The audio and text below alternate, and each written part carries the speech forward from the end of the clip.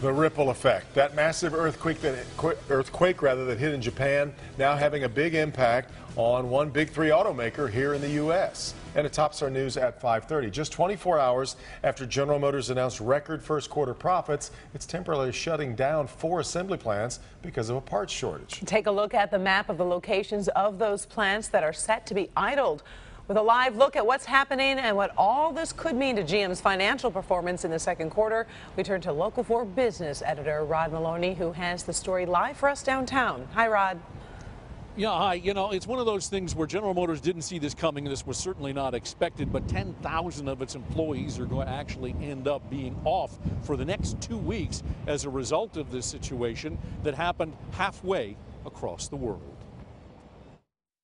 Last Saturday, Japan shook violently. An earthquake reading over 7 on the Richter scale rocked the island nation, killing dozens, trapping and injuring many more. It also closed down a number of auto facilities that make parts, particularly for GM cars and SUVs.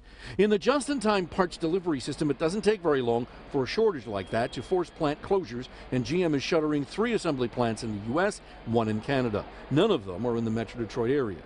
The plants make cars like the Chevy Malibu and Cruze and the Buick Regal, all of which have healthy supplies sitting on dealer lots. IHS Global Auto Analyst Stephanie Brinley tells Local 4 that is the good news here.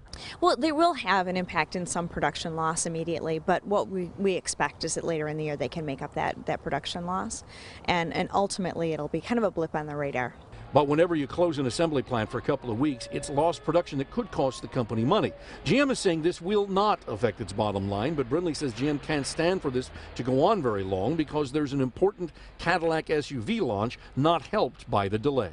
A potential for it to slow down the XT5 rollout, but still it's 2 weeks. I think it's recoverable. I don't really see, unless, from what we know now, I don't see any major long-term impact from this issue.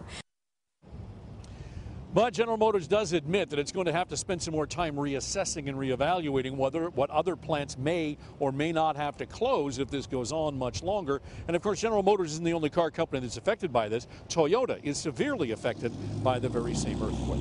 Back to you. Well, in fact, Rod, is the idea that they would close down entirely, or is there other work that they can do?